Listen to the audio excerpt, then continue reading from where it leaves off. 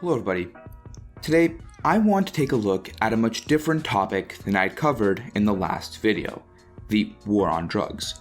Now, the war on drugs is an incredibly complex topic that involves covering a litany of domains, from US federal policy stemming back to the Nixon presidency, to Mexico's current war against drug cartels stemming back to Felipe Calderón's time in office, all the way to multilateral policies like the Merida Initiative between nations like the US, Mexico, and other Latin American countries, and to deeper discussions of the economic models that allow us to understand the asymmetry between anti-drug policy in theory and in reality.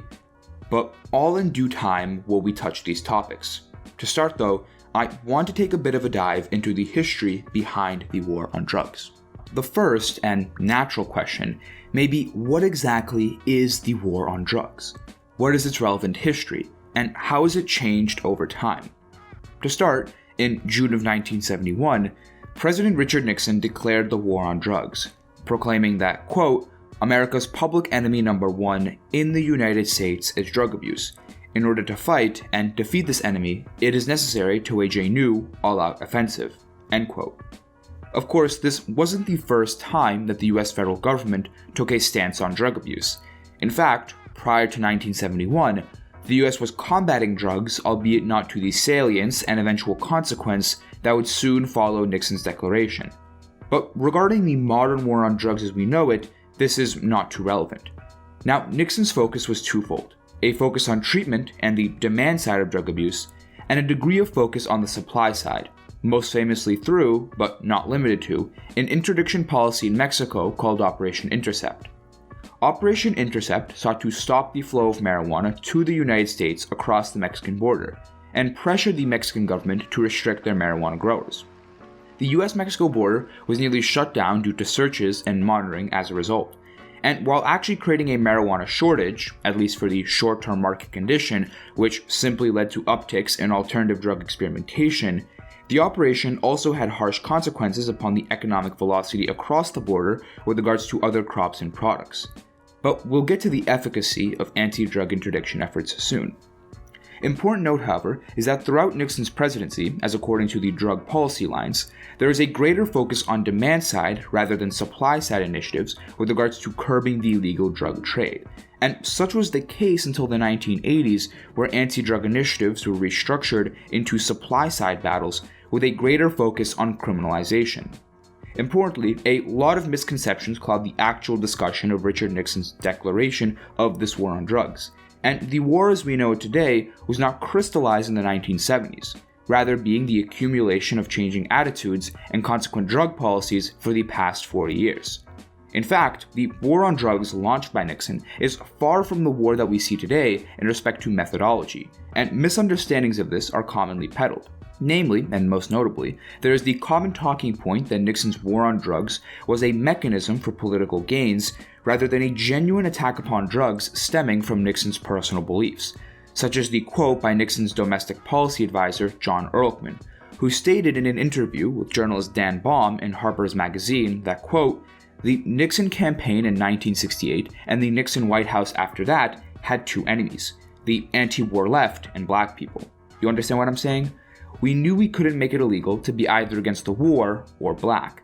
But by getting the public to associate the hippies with marijuana and blacks with heroin, and then criminalizing both heavily, we could disrupt those communities. We could arrest their leaders, raid their homes, break up their meetings, and vilify them night after night on the evening news. Did we know we were lying about the drugs? Of course we did. End quote. Now, this is a consistently repeated point, and while it is the case that the war on drugs, writ large, is negatively consequential towards our criminal justice system, what is unclear is whether this was intentional or not by Nixon. While it is clear that Nixon had a shady past with race and flaws in the criminal justice system were the consequences of the war on drugs, Nixon himself also despised drugs on a more personal basis, and historians question Ehrlichman's quote, namely on the basis that Ehrlichman could have had his own political motivations for adding to the Nixon legacy demise, given the fact that he spent time in prison as a result of the Watergate scandal, but also that Ehrlichman's quote is seemingly asymmetrical to the reality of Nixon's war on drugs. Ehrlichman implying that Nixon had a moralistic view of drug use that would only be curbed through heavy criminalization. Rather, Nixon focused efforts on the demand side, such as methadone clinics and education initiatives, and it would be in the 1980s that the war on drugs would be restructured from a public health crusade to a drug criminalization-centered approach. Now, that isn't to say that Nixon had no criminalization-based policies, given the political demand for law and order following the 1960s, but these are rather marginal in comparison to what was to come with regards to upshoots and incarceration, and the impacts that Ehrlichman seems to imply. But again, Ehrlichman's case for ulterior motives remains largely unclear, unreliable, and ambiguous at best. Now, throughout the 1970s, the war on drugs would largely stagnate, and no meaningful changes would be made, with some states even making moves towards decriminalization. However, it would be that in the 1980s, there would be an evolution of the war on drugs due to the rapid rise of cocaine use in the US, and especially the role of crack cocaine in the propagation of urban decay. Under the Reagan presidency, demand-side initiatives went from treatment and education, that is, a more epidemiological approach, to a moralistic and criminalization-based approach. The idea that drug use was morally wrong and the consequences were needed, rather than a view that drug use was a disease and where drug addicts were more so victims rather than morally reprehensible actors. Acts such as the Comprehensive Crime Control Act of 1984 and the Anti-Drug Abuse Act of 1986 would give evidence to this, with expansions of penalties for the possession of drugs, expansion of mandatory minimums, expansions of procedures for civil asset forfeiture, and the restructuring of federal supervised release from rehabilitation to punishment. As such, from 1980 to 1997, the number of individuals behind bars for non-violent drug offenses would increase from 50,000 to 400,000. Secondarily, in the 1980s, supply-side initiatives would overtake demand-side initiatives with regards to their funding, with the FBI from 1980 to 1984 seeing an expansion of funding from $8 million to $95 million for the purpose of drug enforcement as an evidential element of this. And although some block grants were approved for rehabilitation purposes during the time, it was not the case that these funding schemes would be able to oppose the rising demand and use of drugs in the United States. Now, such has been the general policy of the United States with regards to the war on drugs. And while some presidents have tried to highlight more innovative policies, these policies haven't made the US approach categorically different. Namely, in 1995, under Bill Clinton, spending on rehabilitation and treatment efforts was doubled. However, more money was put towards eradication and law enforcement efforts on the comparative, mitigating this change. Additionally, despite recommendations from Health Secretary Donna Shalala's advice to end the federal ban on syringe access programs under the stated goal to allow for better treatment and harm reduction, Bill Clinton continued the ban, and US federal spending on the supply-side war effort still outpaced that of the demand side. And such anti-drug approaches have been largely symmetrical in Mexico as well, although not to the same scale, with Felipe Calderon in 2006 declaring war on drug cartels and sending tens of thousands of troops to end drug violence and concomitantly crack down on corrupt local police. Over Calderon's presidency, the government would see nearly 120,000 homicides, with 33 to 50% of homicides being from drug cartels. This also doesn't include the near 37,000 people who have gone missing since, with no solvency provided for their families. Secondarily, the US has provided a large degree of financial support for the Mexican states' war, with the Merida Initiative, a security partnership, having its first letter of agreement signed in 2008, with pillars to disrupt operating capacity for organized crime, institutionalizing the rule of law, creating a 21st century border, and building strong and resilient communities. The majority of efforts being, again, supply-side initiatives. But what is the quantitative scale of this?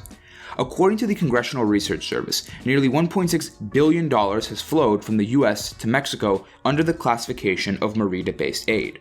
And writ large, even while some amount of compositional change has been seen, none of it has actually changed the supply-side war that the US and other nations have continued to fight, with $1 trillion being spent since 1971 on the war, nearly $30 billion spent a year on drug enforcement, and $9.2 million being spent to incarcerate drug offenders by the US. And this is without regards to the indirect economic costs of incarceration on communities with regards to capital flow and socioeconomic advancement.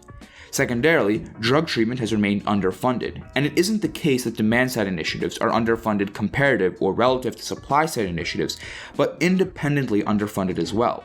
Namely that according to researchers Christopher Jones et al. Under the American Public Health Association in a study titled National and State Treatment Need and Capacity for Opioid Agonist Medication-Assisted Treatment, for the case of opioid agonist treatment at the state and national level, there exist significant setbacks for the treatment of opioid addiction within the US, given the gap between opioid dependence and capacity for treatment. But what about public opinion? As of the moment, people are generally more supportive of drug liberalization policies, as according to the Pew Research Center. In fact, support for repeal of mandatory minimums and treatment focus and prioritization, as well as marijuana legalization, has risen, despite the fact that most Americans still view drug use as a problem within the US, presumably showing that people are fatigued with the current methodology of treating drug abuse within the US, but not willing to write off the salience of drug abuse itself. Now, this generally brings us to the status quo with regards to contextualization, and of course, there is a lot more to the history, namely debates over the racial and constitutional basis of the war. However, what is simply important to take away is that the US has essentially been launching a largely producer-focused war that has continued across presidencies and for a large period of time hasn't been inherently changed. Now the question may be, well, has the war on drugs worked? What is the metric for the efficacy of the war on drugs? And if it is the case that the war on drugs has not worked, why is this the case? To start, a good conceptualization of the metric for efficacy is needed. But to answer this, a proper characterization of drugs is itself needed. While drugs differ with respect to their precise biological harms, the reason that we generally oppose drugs, even if their harms are individually focused, stems from a twofold basis. First, nearly all drugs have some degree of inhibition with regards to the biochemical processes of the body, and most importantly, the proper function of the brain. Again, while different drugs may have different impacts with regards to the scale of their impacts upon brain function, there is a large degree of symmetry with regards to the existence of negative consequences on the brains of individuals. As reported by Meredith Watkins from American Addiction Centers, in the case of drug use, the brainstem, cerebral cortex, and limbic system are all negatively impacted by the use of drugs, impacting basic functioning such as breathing and heartbeat, all the way to fundamental decision-making calculus. For instance, drugs like marijuana, with repeated use, can lead to inhibitions of sensory input, decreased memory, and inhibited cognitive processing due to THC's binding to cannabinoid receptors, which primarily lie in areas related to such functions.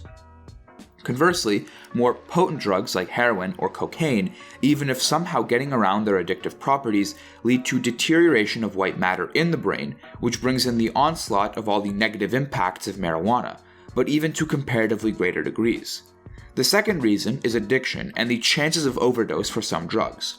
While not as applicable to the case of marijuana with regards to overdose, although it has addictive potential, drugs like heroin or cocaine become largely addictive over time and can easily link into overdoses. More metaphysically, all of this represents a loss of bodily autonomy. Namely, that reduced conscious functioning of individuals prevents them from exercising choice and will. Because even if drug use is what we biologically want, or what our body is telling us to do, it isn't what individuals consciously want, given that they may understand drug use as bad for them. Of course, all of these problems can easily link into a lack of socioeconomic advancement for individuals, potentially being conducive to criminal activities given such addictions, as, by these points, the relative inelasticity in their demand makes drug use a near necessity, and one that individuals would weigh over the disutilities of criminal activity to fund said addictions. Secondarily, given the impaired cognitive processing of individuals, it is unlikely that they are able to engage with rational decision-making, meaning that even if it is the case that individuals aren't addicted to the point of perfect inelasticity, they are also unlikely to properly weigh the negatives of crime. This is also empirically confirmed, as a study by researcher Bruce D. Johnson, titled Patterns of Drug Distribution, Implications and Issues, found that the vast majority of low-level distributors, drug dealers, are drug users themselves, and use their skill and labor to fund their own drug use. Of course, these are the individually focused impacts. What this opens the door to is the negative impact upon third parties. That is, while drug use may be arguably the most consequential for the individual user, the negative spillover effects of drug use apply to non-drug users as well, with the extension of drug dealing leading to drug violence that is concentrated within poor areas, where the seeming economic opportunity of drug dealing may outweigh the small economic benefit of a legal job. This is empirically supported as well.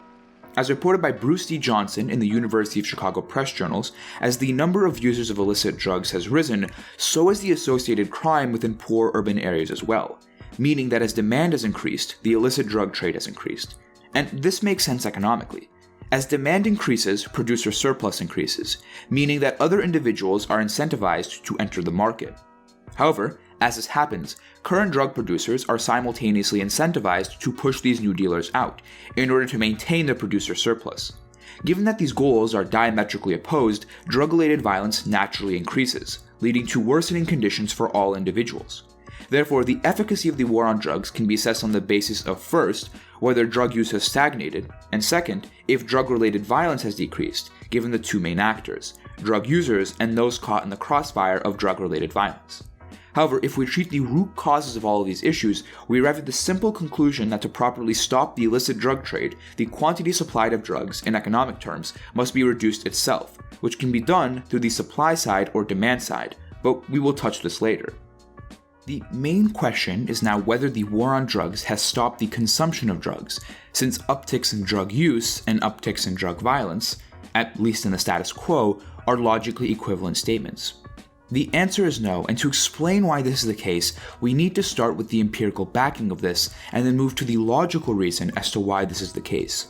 According to an extensive report titled The Cost and Consequences of the War on Drugs by Alvaro Piaggio under the Human Rights Foundation, which analyzed the impacts that prohibition, criminalization, has had upon 3 states, Colombia the producer, Mexico the transit country, and the US the final consumer, found that current criminalization and the war on drugs as it stands has, first, failed to actually achieve the stated goal of reducing the flow of drugs based on drug consumption statistics, and second, has actually led to huge amounts of death and destruction along the way, namely institutional instability in weaker Latin American states monetarily funded through corruption and non-monetarily enforced through violence. Now, why is this the case? To start, we need to understand that most drug interdiction policies are driven on the presumption that cuts in supply increase price and create a disincentive for drug users to use drugs. That is, if heroin is incredibly expensive, opioid addicts won't have the necessary funds to fund their purchase of heroin, and hence drug abuse takes a significant decrease. But there's an issue with this logic. How? If we are to think about this economically, heroin is not a good with relative price elasticity, rather being a highly addictive drug that is inelastic, meaning that the users of opioids feel as though they are a necessity rather than a typical consumer good. What does this mean? This means that when supply is cut, the quantity supplied doesn't actually change, but rather the price simply goes up, as would happen with an inelastic market. In essence, the number of drug users still remains. However, this in and of itself fuels violence. Why? If supply is cut, it typically only occurs with regards to a certain amount of suppliers. That is, the war on drugs cannot take out the entire drug supply due to the scale of such a goal and the limited resources in existence. As a result, major law enforcement branches, like the DEA, typically focus on the major players, the people who are overwhelmingly dominating the market, since any other focus would have such a high opportunity cost with stopping these individuals. Now, even if we give law enforcement its best case scenario and say that they stop said supplier, the supply goes down, and as a result, the remaining suppliers make more profits, growing in their own size and scope. But importantly, other producers are incentivized to join, since such producer surplus creates an incentive for people to enter the drug distribution world. As such, you have a producer making vast amounts of money through the reduction of suppliers, and a producer who wants to make money by adding suppliers. Clearly, these two conflict, but as such, conflicts in the drug world aren't solved through advertising and quality improvement, but rather violence, since there isn't a legitimate market mechanism for fighting back against producer competition. That is, drug cartels can't run PR campaigns. As such, drug violence increases, meaning that for every supplier the DEA, FBI, or relevant law enforcement branch takes down, first, another one pops up, and second, the rise to power and control of the market is marked by violence. So what is the effect here?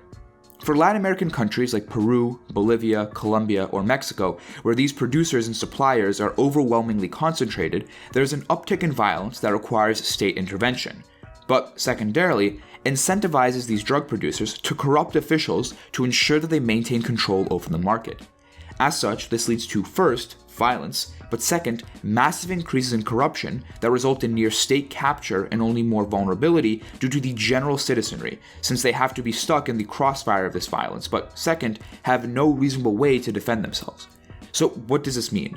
The war on drugs creates a vicious cycle that simply feeds itself issues for every one that it solves, meaning that it never achieves a terminal reduction in drugs, but only achieves a short-term reduction that is already outweighed by more violence.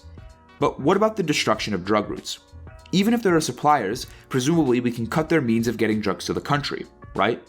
First, this would work if there is a relative inelasticity in the means of supply for these drug producers, meaning that the only way they can move drugs into a country is through a single route or method. For instance, even if the US was to cut down the use of drug mules, people who carry relatively small amounts of drugs in the country over the border, this wouldn't cut down supply due to the incentive structures that exist. Drug producers aren't incentivized to only move drugs into the country across the border, but move drugs into the country, period. Secondarily, even if the DEA, FBI, or other law enforcement branch was to focus efforts on one single route, there would always be an opportunity cost that prevents them from tackling another drug smuggling route or area given limited resources. So even if you don't buy the first argument, it is simply the case that the capacity of law enforcement is fairly asymmetrical to the scale of smuggling operations. And even if you were to cut down on the bureaucracy of supply interdiction efforts, this would only increase the timeliness of law enforcement efforts rather than actually make a meaningful dent in the supply of drugs with regards to the long term. And this is the very essence of the supply side war that is being launched by the war on drugs that hasn't made meaningful changes in the scale of the flow of drugs to the US. Now, the simple question may be, is that if the war on drugs has been largely ineffective, what is prolonging its existence? While certainly public opinion has shifted by some degree, politicians don't seem responsive to such public opinion shifts with regards to policy, as evidenced by the supply side of the war consistently outpacing funding in comparison to the demand side of the war, despite different presidents seemingly calling for shifts away from these approaches, though these calls never actually materializing.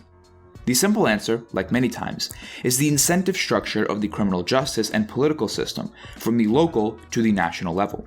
We can begin with the local. The first comes in the form of civil asset forfeiture, and its use as a mechanism for budgeting local law enforcement. Now, unlike criminal asset forfeiture, in which an individual would have property seized as a punitive measurement only after conviction, civil asset forfeiture can be related to an individual not directly involved in a crime, and requires only a, quote, preponderance of evidence, a much lower burden of proof from criminal charges, which would be beyond a reasonable doubt. So why does this exist?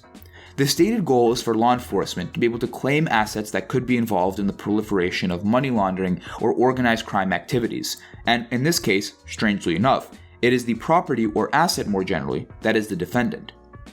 Even if the owner is not suspected of being involved in the crime, if the individual is acquitted, meaning that they are not guilty, they can still have the property seized and kept for local law enforcement. Such assets are then typically sold at an auction with a percentage of the proceeds going to local law enforcement, which can be used to fund their activities as a means of making up for any underfunding that may exist. Now, some states have bans around the use of forfeiture proceeds going towards local law enforcement. However, recently, the Equitable Sharing Program has been revived and given local agencies the ability to loop around any state restrictions on the proceeds from liquidated assets by having instead federal authorities seize assets. So how does this apply to the war on drugs? If local law enforcement is underfunded, they are incentivized to use civil asset forfeiture as a mechanism for funding, putting it under the category of, quote, drug supply interdiction, when in reality, it is really just a means to create more funding. Mixed with the low standard of proof required for such forfeitures, it is simply the case that major civil asset forfeitures continue because local law enforcement needs funding, and the war on drugs provides a perfect means for law enforcement to wax poetic for the real reasons for civil asset forfeiture. Secondarily, law enforcement is incredibly motivated to seek low-income area properties, since these are the low-hanging fruit. Why is this the case?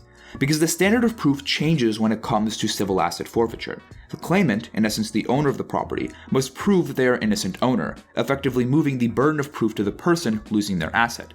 However, the innocent owner defense is rather ambiguous, given the fact that the person must show that they could not consent, nor do they have any knowledge. But what knowledge and consent mean has been left rather ambiguous. But even if you don't buy this, lower income individuals are likely to fail such defenses to a greater rate due to legal affordability. Now, this isn't to say that law enforcement is walking around seizing properties and outright liquidating them. And yes, there are some cases where civil asset forfeiture can work as a means of bettering investigation. And even if you want more qualification, civil asset forfeiture is clearly not the only factor.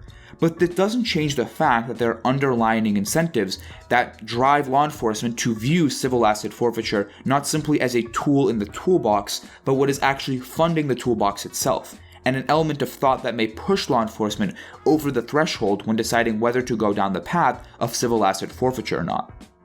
And importantly, this is empirically backed. A study by John L. Worrall in the Journal of Criminal Justice titled Addicted to the Drug War, The Role of Civil Asset Forfeiture as a Budgetary Necessity in Contemporary Law Enforcement, Worrall found that, from a survey of 1,400 municipal and county law enforcement executives, a substantial portion of law enforcement agencies are dependent upon civil asset forfeiture as a necessary budget supplement or funding that would be used for law enforcement activities.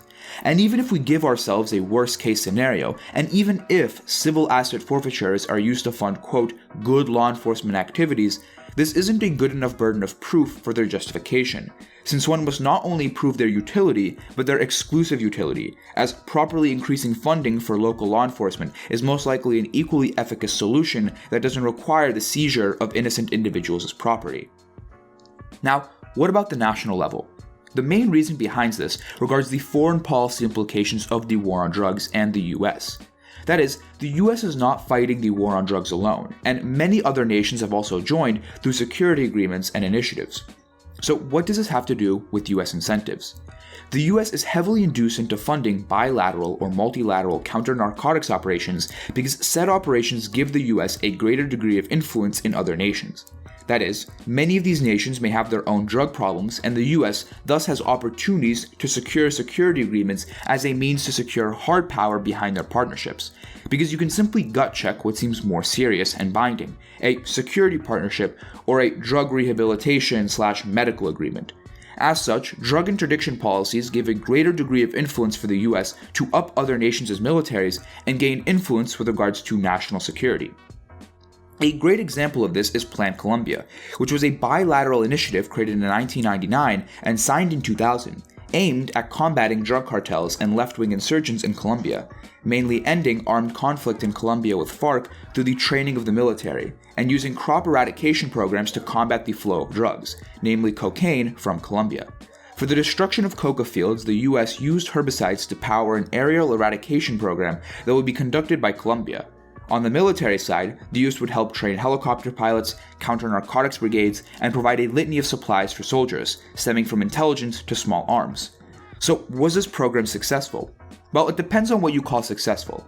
If the goal was to end any drug issue of the US, then success was not found. While the eradication program did hit at nearly 90% of the source for cocaine and heroin that was supposed to, presumably, reach the US, this would only represent effort, not efficacy. In fact, the price of drugs did not change and was at a 10-year low in 2002, 2 years into the eradication program, presumably indicating that production had switched to another area, according to a study from Captain Robert L. Hurst, Colonel Jack E. Leonard, and Captain Craig Rankin from the National War College titled Plan Colombia, A Strategy for Continued Failure in America's Fight Against Drugs. With regards to the law, Plan Colombia was fairly effective with regards to reducing lawlessness, presumably due to the fact that FARC had been using a huge amount of coca to fund their own insurgency, but now, with a change in supplier, FARC could not hold the same level of fighting as before. And these are the general bilateral or multilateral agreements that we see, and give a greater incentive for the US to fund supply interdiction efforts. Even if we want more evidence, according to Lee Hudson Teslick from the Council on Foreign Relations, when characterizing US foreign policy, a huge amount of it has been under the umbrella of drug control resources. And given these countervailing incentives, even if the US has seen changes in public opinion, the US has an incentive to maintain the war on drugs to fund broader foreign policy objectives. Now, the question may be, is this bad? What's wrong with broader foreign policy objectives for the US? To start, these foreign policy objectives don't come from a truly humanitarian view, but rather a view that seeks to expand US influence. Why is this the case? What plagues many of these nations is a heavy concentration of suppliers for drugs, but supply exists where demand does, meaning that if the US did care about actually eliminating these suppliers, domestic rehabilitation and demand-side efforts could achieve this. Secondarily, as previously discussed, this would help combat state instability and violence by not powering drug producers in these areas. However, the US conviction is that such drug flow serves as an opportunity to act and expand upon US global interests. The incentive here is to expand US influence regardless of its impact upon the flow of drugs. That is, the flow of drugs is not a priority for the US, but simply a case where some degree of symmetry exists between US foreign policy and US drug policy. So why is this so important? Many of these states don't achieve an actual sense of stability or solvency, leading to massive increase in violence, and even if we give a better case scenario, when achieving some degree of solvency, it typically comes with strings attached to the US. In essence, drug-related violence in these areas serve as opportunities for the US to expand their global interests, and thus, supply interdiction efforts serve as the perfect mechanism to act on such interests. So now the question may be that if our current approach to the war on drugs has failed, what is a viable alternative, and what is the best alternative? And with regards to this alternative, why is it the case that this is the best alternative? Now, before we can properly discuss reforms, such as decriminalization, it's important that we understand what it is. Decriminalization doesn't have one singular definition, but rather has commonly referred to the removal of criminal measures when it comes to the possession of drugs for personal use, typically with the substitution of civil or administrative sanctions instead. So what does this look like? If someone is found with a gram of cocaine, the individual would never have an alteration to their criminal record. Rather than facing criminal measures, like jail time for instance, the individual may be referred to a treatment center, mandated to pay a fine, face a warning, or have a confiscation of passport or driving license. Of course, we will discuss which of these is most likely the best soon. Secondarily, decriminalization is never typically implemented in isolation due to the fact that decriminalization is an after-the-fact form of regulation, whereby it doesn't act in a preventative manner, that is, cutting the flow of drugs or reducing the demand for drugs. Rather, the focus of decriminalization and where it achieves utility comes in its ability to reduce the opportunity costs of criminalization, both monetarily and non-monetarily, whereby legal and health authorities can rather focus funds, time, and effort to more efficacious alternatives and approaches. And this is empirically confirmed as well, as found by the Transformation Drug Policy Foundation study titled The War on Drugs, Options and Alternatives. Decriminalization efforts have not resulted in an upshoot in use as some may predict, and have rather been implemented concomitant to public health efforts as a way to reprioritize anti-drug combatants from the supply side to the demand side when analyzing the policies across different states. So, now that we understand why decriminalization exists, it's time to ask the next relevant question. With the money that could be used to fund criminalization efforts, where should it be redirected? The first is supervised consumption service expansion, which would primarily target facilities where people could use substances in a safe and clinical setting, namely reducing HIV and hepatitis C transmission from needles, for instance with regards to opioids, and prevent overdoses due to the presence of medical professionals on site with naloxone, the antidote to opioid overdose. Why is this the case? This is due to the fact that with regards to drug dealers, they can't be held liable in civil court, for instance, and have no disincentive from not caring about maintaining any degree of quality control. In essence, if a drug dealer laces their heroin with fentanyl, you can't sue them or hold them accountable. Secondarily, most people who are on opioids or addictive drugs are most likely addicted to the point of where individuals are unable to worry about the qualities of the drugs that they are consuming. To the extent that this is the case, the answer is simply that the government is a comparatively better actor with respect to accountability, and, as such, is far better in being able to reduce the harms of drug use at the point at which it occurs. And this is empirically supported as well, whereby researchers Jennifer Ng et al. In a study called Does Evidence Support Supervised Injection Sites found that supervised injection sites are associated with a lower overdose mortality rate and a decrease in HIV and other bloodborne diseases, primarily using studies of such metrics before and after the implementation of SISs in Vancouver, a famous case study. Now, in this case, supervised consumption services act as both a form of harm reduction and a form of demand reduction. In the case of harm reduction, supervised injection sites deal with the inevitability of drug use. That is, some individuals are presumably going to continue using drugs despite the fact that this, normatively speaking, shouldn't be the case. As such, the burden is to at least prevent the dangers of drug use in its current form as a mechanism to control for the spread of harms. Second, while individuals are still using the drugs, the difference here is that individuals are not getting access to drugs from drug dealers or other illicit actors, meaning that demand with respect to drug dealers decreases, reducing their producer surplus. As such, with lower producer surplus, you see the economic advantage for drug dealers is reduced, and as a result, the number of drug dealers decreases, meaning that drug-related crime is likely not going to increase given the conceptualization of supply increases and their positive correlation with drug-related crime. Now, some may try to argue that there will be a honeypot effect, where supervised injection sites are likely to attract drug users and drug dealers to the area due to the concentration of drug users in said area, whereby drug dealers will be incentivized to move to the neighborhoods of these supervised injection facilities, given that this is where the market is. However, given that the number of drug dealers goes down, this is likely mitigated. But secondarily, it is also the case that drug users have no incentive to reach out to drug dealers to get access to drugs, namely due to the fact that they can get drugs from these facilities without any of the disutility of the illicit drug world, meaning that any decision will likely weigh over to the supervised injection facilities. To the extent that this is the case, drug dealers themselves have no incentive to go for these areas as well, given that they have no comparative advantage over these SISs. And this is empirically confirmed as well.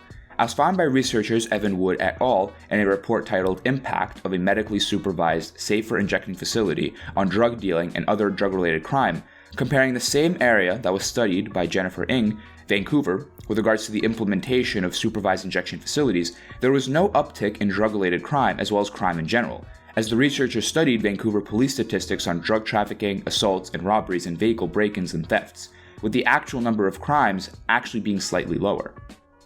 A supplementary policy could be opioid substitution therapy. In this case, individuals are prescribed longer-acting but less euphoric substitutes for opioids in a clinical setting, with the typical substitutes being methadone or buprenorphine. The reason that these policies generally work is that they increase stability in the lives of drug users. That is, drug users deal far less with withdrawal symptoms and see a general decrease in their drug cravings with less euphoric feelings as well. As such, the general adverse effects of opioid abuse are significantly reduced, allowing for individuals to better be able to live their lives. However, and important to note, opioid substitution therapies are also effective in the reduction of the demands for opioids writ large. Why is this the case? Substance abuse and use are phenomena that play through intergenerational lines, namely that parents who struggle with substance abuse and abuse are generally more likely to have children who have symmetrical struggles. There are two main mechanisms by which this occurs. The first is genetic and biological, and the second is environmental and non-biologically behavioral. In the case of genetics, individuals who engage in substance use and abuse generally have poor inhibitory control or the ability to override basic and fundamental desires and tendencies, in the case of drug use. However, such inhibitory control is generally linked to higher order functioning that permits an individual to exercise better control over their wants and desires. Namely, that better executive functioning, cognitively speaking, can act as a prerequisite for the ability to avoid drug use. However, individuals who suffer from poor inhibitory control can pass this on genetically to their children as well, whereby children are born at a higher predisposition with regards to substance abuse. Now, important to note, such causes are fairly symmetrical regardless of whatever drug policy is in place, and inhibitory control does have non-biological factors. That is, legal and health authorities cannot control for the genetic underpinnings that act upon children. However, it is with regards to the second cause by which health-centered drug approaches gain exclusive utility. Namely, that poor parental discipline skills and drug use and abuse, namely cases of life destabilization, can easily result in a greater rate of generationally passed drug abuse. Why is this true? When parents suffer from addiction, they typically lack the proper abilities to, first, build relationships with their children, given that they don't have the proper mental clarity to answer questions such as what is best for their child and how can they intervene in a more meaningful way, but second, lack the ability to administer discipline and consequences upon children, meaning that children are far less likely to grow up with the ability to maintain inhibitory control. Insofar as this is the case, the destabilization of parents through the adverse effects of drug abuse can easily link into generational passings of drug use and abuse. Thus, reducing said destabilization can easily link into better outcomes for children with regards to addiction. So even if it is the case that drug use, writ large, remains relatively unchanged, it is still the case that through a harm reduction approach, future generations are comparatively better off and far less likely to use drugs. And this is empirically confirmed as well. A study conducted by Catherine Piers and her colleagues titled Substance Use Risk Across 3 Generations, The Roles of Parental Discipline Practices and Inhibitory Control, finds that for an analysis across 3 generations, parental substance abuse with regards to both alcohol and illicit drugs was strongly correlated to substance use and its risk among future generations. The warrant behind this lying in the development of inhibitory control through parent guidance and discipline. Because opioid substitution therapy reduces instability and adverse effects of opioid addictions, individuals are better able to live stable lives and better able to take care of their kids, allowing parents to both deal with the consequences of their addictions and to be able to create proper synergy with their children and reduce their likelihood of contracting substance abuse disorders. And the evidence backs the efficacy of opioid substitution therapy as well, as concluded by the NEPAD research group that studied various health-related outcomes associated with the use of opioid substitute treatment in Australia. In a report titled National Evaluation of Pharmacotherapies for Opioid Dependence, Report of Results and Recommendations, the researchers found that abstinence rates for opioid addicts increased through opioid substitution treatments, and self-reported criminal behavior also decreased. And while the authors did note that some of these numbers may have been underestimated, they also concluded that given previous reports on self-reported crime, it was likely the case that self-reported statistics were still valid and viable with regards to illustrating general trends. Writ large, from serious adverse effects to self-reported crime to abstinence rates, opioid substitution therapies were associated with major positive changes, proving that such a harm reduction approach can also have major positive consequences on demand-side reduction, as well as with regards to the long term.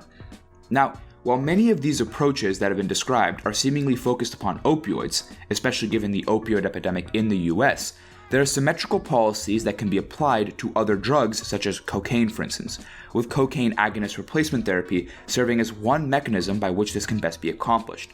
As also detailed in Craig Rush's study, Agonist Replacement Therapy for Cocaine Dependence, a Translational Review, which, fairly similar to heroin, found that such treatment mechanisms were largely effective in reducing cocaine dependence. Even if needing a more broad characterization, it is simply the fact that health-based treatments for substance dependence have been far more efficacious with regards to both reducing the harms of such dependencies and, secondarily, extendedly reducing the demand for drugs, and simultaneously any future increase in substance dependence. Now, the next relevant question may be that even if we have all of the proper facilities and services for treating substance dependence in place, how is it that we can move individuals to said facilities and under said services? The answer is first, reform of the drug court system as we know it, and second, the subsequent expansion of drug courts.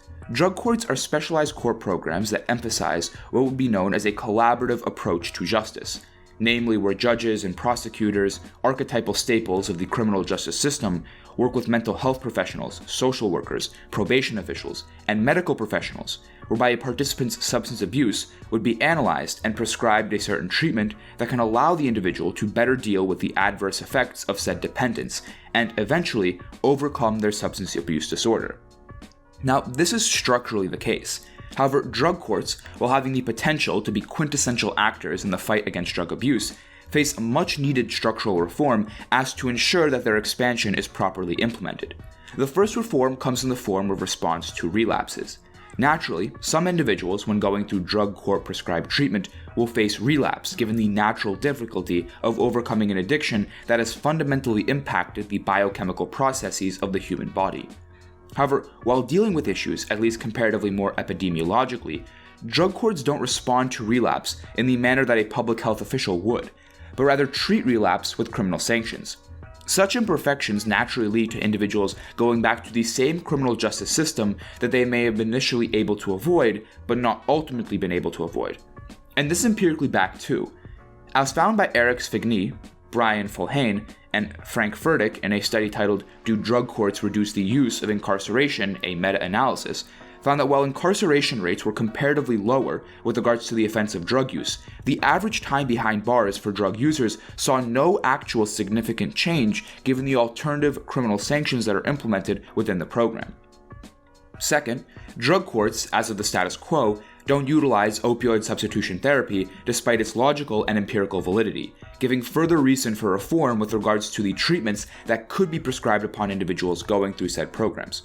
And third and finally, many drug courts don't face the issue of drug abuse head-on, but rather are left as alternatives for primarily light offenders, typically cases in which an individual will not have to spend lengthy amounts of time behind bars, and to add on, most individuals still have to deal with changes to their criminal records. Eliminating these issues would presumably make drug courts a far more viable option and an opportunity to make them meaningful alternatives to the criminal justice system we see rather than mitigatory elements of the same structural mistakes. Now, another question may be with regards to legalization. That is, presumably all of the measures discussed are not exclusively linked to a decriminalization-based approach, and most likely, there is symmetrical access to the benefit of freeing up time, effort, and funds to implement harm reduction and demand reduction approaches in a legalization-based world as well. Now, to analyze this, we need to ask two questions. First, where is there asymmetry of impacts between legalization and decriminalization? And second, at the points at which this asymmetry exists, what is the nature of said impacts?